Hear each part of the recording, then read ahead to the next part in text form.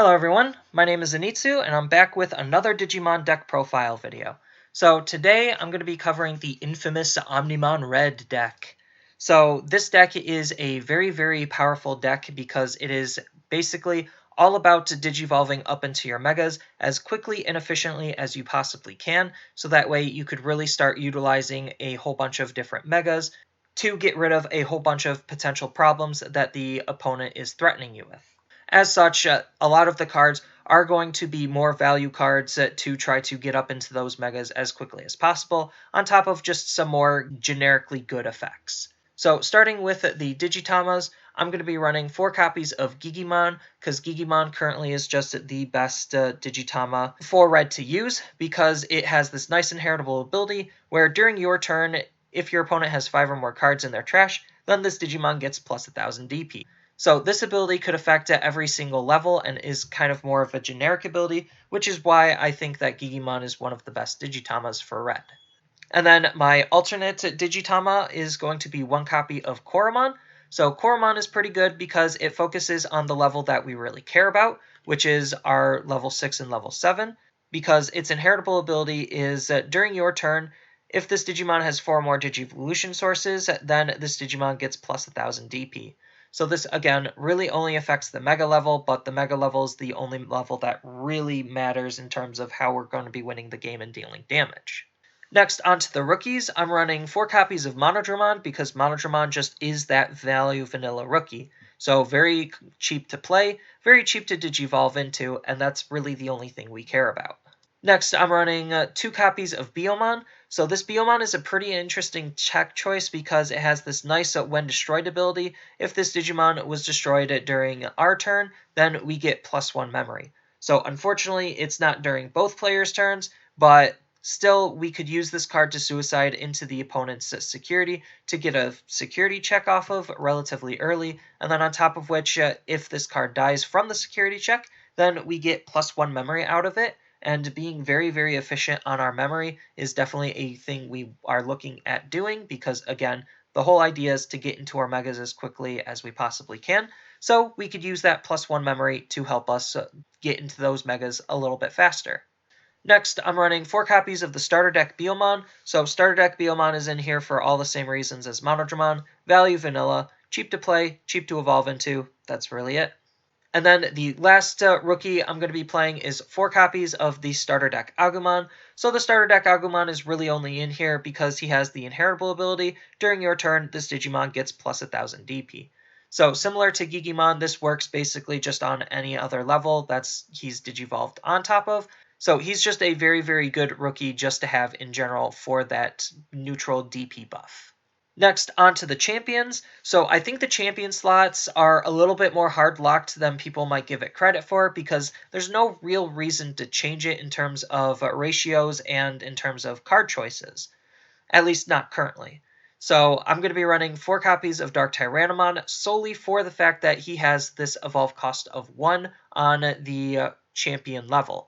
So he's just the value vanilla efficient card that we're looking for in the champion slot. Then 4 copies of Coredramon because Coredramon is just red's blocker. Blockers are still relatively important to have every now and then, and Coredramon being red's blocker means that he's the one being played. And then the last champion is going to be 4 copies of Starter Deck Greymon. So the Starter Deck Greymon is pretty good because he has this nice inheritable ability of Security Tech +1. So Security Tech +1 just allows us to deal that much more extra damage. And being able to deal that much extra damage allows us to be able to take the game that much quicker. Next, on to the Ultimates. I'm going to be running 4 copies of Groundramon. So Groundramon is pretty good because for his level, he has a relatively cheap evolve cost. And Groundramon also has a relatively cheap cost to play in case we're in a real pickle and we just need to raw play a ultimate. And then the last ultimate of the deck is going to be 4 copies of Lavogaritamon. So Lavogaritamon is in here for the sole fact that he is very cheap to digivolve into for his level. Next, onto the Megas, I'm going to be running 1 copy of Volcanicdramon. So Volcanicdramon is pretty good because whether we digivolve him or play him for his on-play ability, he is still going to be a very good card to have. So his initial ability is he just has security attack +1. So this is pretty good because if you digivolve up into him, and let's just say with a Greymon in his source, then he'll have security attack +2, meaning he'll be able to hit for 3 security off of 1 swing, which again is very, very powerful, especially if you buff his DP enough to make sure that he'll be able to win a lot of security checks with Agumon and Gigimon in his sources. Just having that security attack alone means that he could potentially do lots of damage, on top of which he even has this nice when played ability, so we don't necessarily need to always digivolve up into him, and his when played ability is we get to destroy all of the opponent's Digimon with 4000 DP or less. If we're really afraid of those go wide strategies, Volcanicdramon just helps us clear a lot of the opponent's Digimon. Next, I'm running 3 copies of BlitzGreymon. So BlitzGreymon is a pretty good mega to have because even though he is a little bit more expensive to digivolve into, the benefits for playing him definitely outweigh the cost. So the big thing that he has innately is this piercing ability. So whether we're attacking into our opponent's Digimon if they're rested or if he gets blocked, then we're still going to have the ability to be able to deal security damage. And then on top of that, he has this nice when digivolved ability where we get to choose one of our opponent's Digimon and de-digivolve it too. So this is pretty good because it could potentially be removing the stages of some very, very problematic Digimon. So it could get rid of a blocker if it's digivolved up into. It could get rid of a mega if it's digivolved up into. It's just a very, very solid ability to have because, again, being able to remove potential threats that the opponent is presenting with is still just a very powerful thing to be playing with. And then I'm going to be also running 3 copies of Phoenixmon. So Phoenixmon is just, again, another value vanilla card, where the whole idea is it is very, very cheap to digivolve into, so that way it just makes digivolving into our level 7s that much easier. Speaking of our level 7s, I'm going to be running 3 copies of Omnimon. So Omnimon is just an absolute powerhouse of a card for a whole bunch of different reasons. The first big reason is he obviously has the highest current natural DP in the game, so he's just going to be a very, very hard Digimon for the opponents to get rid of. And then on top of which, he has 2 very strong abilities. So the first strong ability he has is a when digivolved ability. You can destroy one of the opponent's Digimon and all Digimon that share the same name as that destroyed Digimon. So just even single target removal is very, very powerful. And then the fact that it has the added bonus of any Digimon that share the same name will also get removed is just another very, very solid addition to that effect. And then on top of all of that, he even has a very strong when attacking ability, where by returning a level 6 Digimon from its Digivolution source back to our hand, we can make this Digimon active. So making him active could protect him from being swung into, or it could be used as an extra attack. And if we pair him up with something like the starter deck Greymon, giving him an extra security attack +1, he could potentially swing for 4 security in 1 turn, which is very, very powerful to think about. And then the last mega of the deck is going to be Omnimon Alter S. So Omnimon Alter S is doing a lot of the same things that the original Omnimon is doing. Their DP is the same. They have 2 similar types of effects, an on-digivolve and on-attack, and the effects are even doing something very, very similar but very, very different. Alter S's when digivolved ability is all of your opponent's Digimon de-digivolve 1, and then we get to destroy all of the opponent's Digimon with 5000 DP or less. So he is doing a very, very similar thing to what Volcanidramon's doing, except it's an on-digivolve and not an on-play. But it's still nice to have Volcanidramon in the deck just to have an easier access to a more specific type of board wipe. So that way we don't always need to try to scramble to find Alter S. And then he has this nice when attacking ability where by returning 1 level 6 Digimon from its Digivolution source back to your hand, this Digimon can't be blocked this turn when he attacks. So that's pretty good because it ensures that he'll be able to get damage across, whether it's the finishing blow or just to try to get more security damage in. It's still a very good ability to have, even if you really don't want to use the ability to not be blocked this turn. We could still use it just to add a level 6 back to our hand, which still is a pretty solid form of just getting an extra card into our hand. So overall, Omnimon Alter S is just a very, very fantastic card for the deck and definitely helps the deck answer a lot of potential problems the opponent's going to be presenting us with. Next, in terms of options go, I'm just running 3 copies of Terraforce. So Terraforce is pretty good because we just get to destroy one of the opponent's Digimon, and then its security effect is its main effect. So whether it's in our hand or in our security, one of the opponent's Digimon is going to get destroyed. I felt like 3 was a very solid number because we already have so much different forms of removal in the deck that sometimes you don't always need Terraforce, but sometimes you do. So 3 just seemed like a really good number to be at. And then as far as Tamers go, I'm just going to be running 1 copy of Tai Kamiya. So Tai Kamiya is a pretty good card because he is our memory fixer for the deck. So at the start of our turn, if our memory is 2 or less, it becomes 3. So if the opponent is trying to give us as little memory to play with as possible, Tai Kamiya will definitely help fix our memory so that way we could play our cards that much more efficiently. And then on top of which, he has this nice ability during our turn. All of our red Digimon with 4 or more Digivolution sources get security attack +1. So even though this does not synergize with either of the Omnimons, it does synergize with every other Mega in our deck potentially. So if you build up, let's just say, a powered up Volcanicdramon with the starter deck Greymon in its evolution source, then he could potentially hit for 4 security, which is pretty powerful. Even if you don't have the starter deck Greymon in any of the Digivolution sources, just being able to give BlitzGreymon security attack +1 is very, very nice. And same thing with Phoenixmon. Just being able to give them security attack +1 just makes them that much more powerful.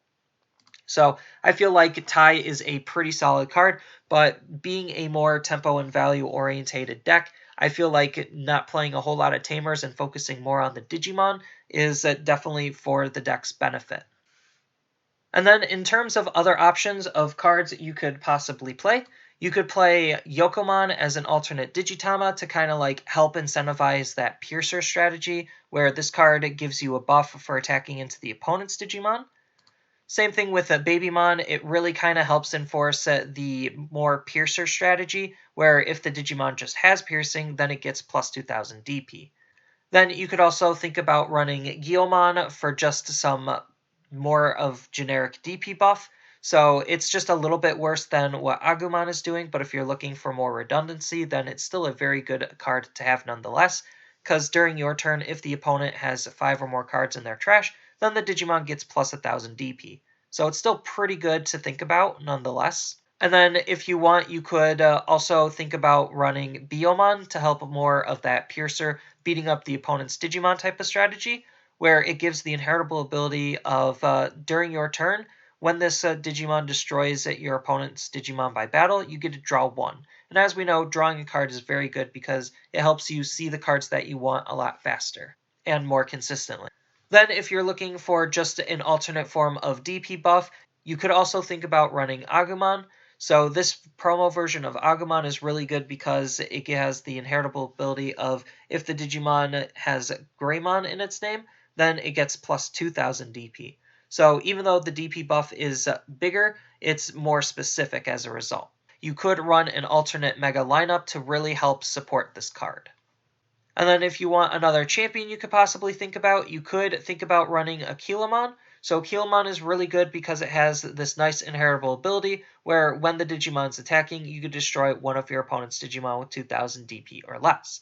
So there is a decent number of Digimon that this card can clear, and the big targets would obviously be like Chumon, Terriermon, and Gazimon, so that way you're not so memory locked in case you're running more cards to gain you more memory. So it's definitely good at picking off a lot of potential problems that the opponent just might be sitting on, or if they're just trying to build up a go-wide strategy, then this could potentially pick off the smaller Digimon. You could also think about running Skullgreymon in the ultimate slot, because Skullgreymon's pretty good because he has this when played ability, you just get to destroy one of the opponent's Digimon with blocker. I just feel like there's so much removal in the deck already, and different ways to remove blockers that we don't necessarily need this card, but if you want to run it just because you're afraid of being blocked out by something really big, then you're more than welcome to run it. But if you want something a little bit more spicy that you could run this version of Metal Greymon. So this Metal Greymon innately has piercing, so if you want to go a little bit deeper into that piercing strategy, then this Metal Greymon is definitely a good card for that. On top of which, he even has a nice When Digivolved ability, where we get to return one virus-attributed level 7 Digimon from our trash to our hand. So if any of the Omnimons are in our trash, then we can use this card to Digivolve up into him, and then add an Omnimon from our trash back into our hand. And that's just something really, really powerful to think about. And then in terms of alternate megas that you could think about running, you could run either of the War Greymons. So I like this War Greymon over the starter deck War Greymon personally, because this War Greymon is a little bit more efficient to play, and I think its second ability, where when this Digimon checks a security of an option card, then it doesn't get its security effect, is just a really, really powerful ability to have, because if you reveal an option card in the opponent's security, 9 out of 10 times it's going to be a very powerful option card that you generally don't want them to either have, or you don't want to see in this security. So this War Greymon has the ability to turn it off, on top of which it can still do some extra damage the turn he's played. Because he has this nice When Digivolved ability, you also get Security Attack +1 for the turn. So I like this War Greymon a lot if you're going for a alternate mega lineup. But like I said, you could still play the starter deck War Greymon, because the starter deck War Greymon could still deal a massive amount of damage really, really quickly. He has the innate ability where during your turn, for each 2 Digivolution sources this card has, it gets Security Attack +1. So this War Greymon with 4 Digivolution sources means that he's going to have Security Attack +2, which means he'll attack for 3 security. If you pair that up with the starter deck Greymon to give Security Attack +1, then he'll swing for 4 security. And then if you pair that up with Tai Kamiya on the field to give him an extra Security Attack +1, then he could potentially hit for all of the opponent's security all in one swing. Even though this War Greymon is a little bit less efficient, the efficiency trade-off is definitely welcomed with a potential to deal a massive amounts of damage really, really quickly. So for the most part, this is kind of just the red Omnimon deck. It's a very, very powerful and very, very versatile deck depending on how you want to build and play it. I think that it is a really fun deck to play because just all of the different options and answers that you could have to potential threats that the opponent is going to have definitely adds a lot of nice utility to how you could possibly build the deck. And I definitely think it is going to be a very, very strong deck. As always, I'll have the deck list down in the description below, and feel free to leave a comment about your thoughts down in the comments below. And as always, don't forget to like, share, and subscribe for more content, and I will see you in the next video.